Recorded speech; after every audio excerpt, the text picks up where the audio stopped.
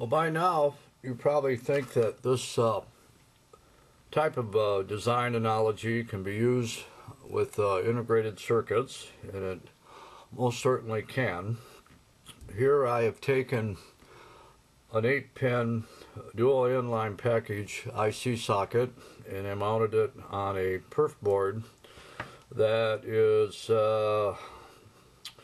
1, 2, 3, 4, 5, 6 by 1, 2, 3, 4, 5, 6, 6 by 6 holes, and on the bottom side I soldered wires to the pins of the IC, and I got one more pin to solder, and I'm going to use a colored piece of wire to signify that this pin is pin 1 of the socket, and that helps to orientate the integrated circuit that you plug into this. It's an option. It's not necessary that you do it that way, but it certainly is a preference that you may have. Otherwise, you go by the keyway on the top of the socket. So I'm going to tack this down and get my wire to cooperate with me.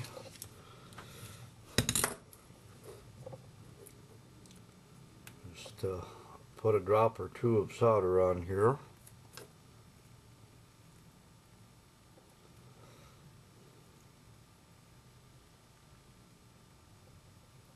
Now, if you don't have a socket, you can certainly do this with the integrated circuit itself.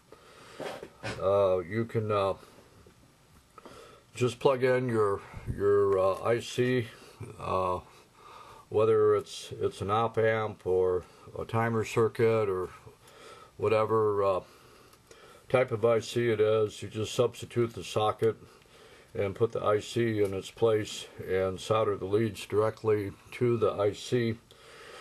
You can make a batch of these using 8-pin, 14-pin, 16, 18-pin sockets, and make a couple of each and throw them in your junk box so you have them handy. Or the advantage of using a socket is you can use one complete unit for other projects. It's just a matter of pulling out the IC from the socket and replacing it with whatever you're going to use to design your circuit around.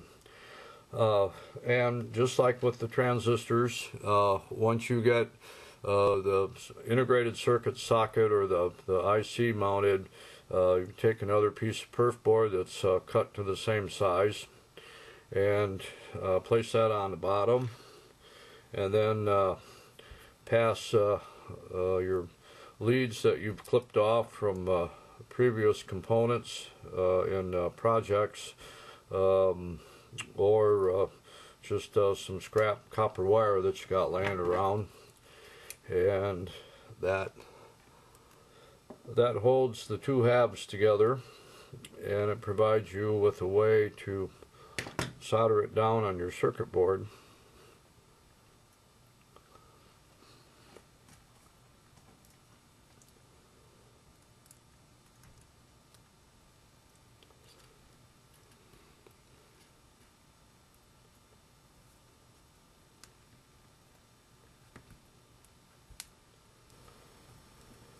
And after you get your twist ties on there, then you can solder it down on your main copper clad circuit board.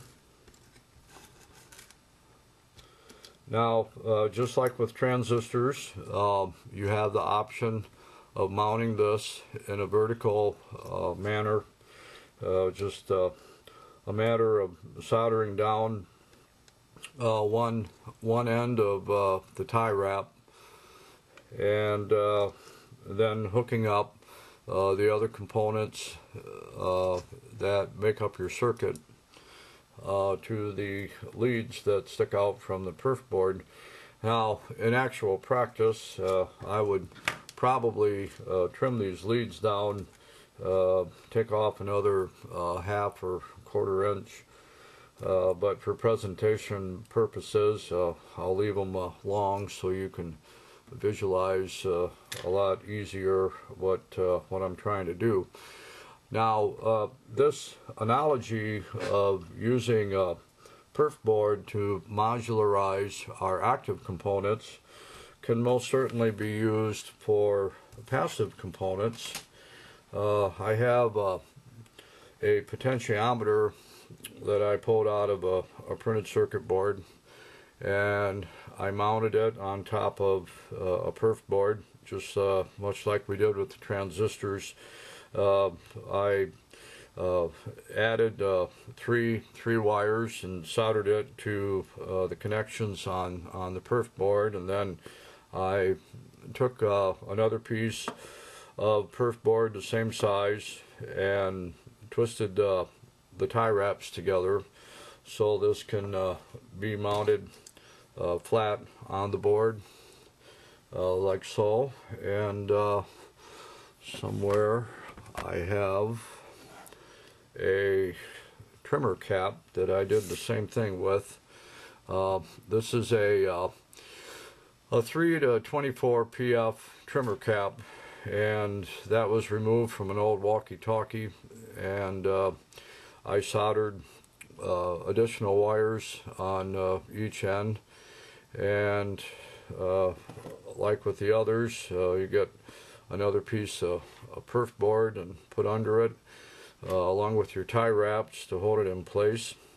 I don't know about you, but there's been times when I've adjusted potentiometers and trimmer caps mounted mid-air in a circuit, and the torque, the force of the torque in turning the control one way or another caused other elements of the circuit to twist and move around such that I had a short and I wiped out a rather expensive transistor.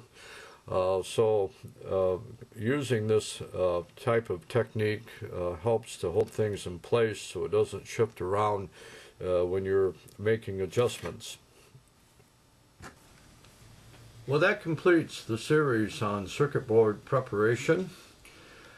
Given the examples that I've shown you on how to modularize your components, you should be able to come up with your own ideas and use it in your projects in ways that I've not even thought of. Coming up next, we're going to get down to the nuts and bolts of building a 3-transistor radio, and then we're going to add an AGC stage to the radio. It'll be a really good time building the radio. I will call out the color codes of the resistors and the values of the capacitors as I solder them down on the breadboard, and it'll be easy for you to follow along. I suggest that you subscribe to my video. That way when I upload a video, you'll be able to get an email and be able to stay on track in the right order as we build projects. So, I thank you for watching this episode of Tronics in 10. My name is Brian, and I hope you have a good day. Bye-bye.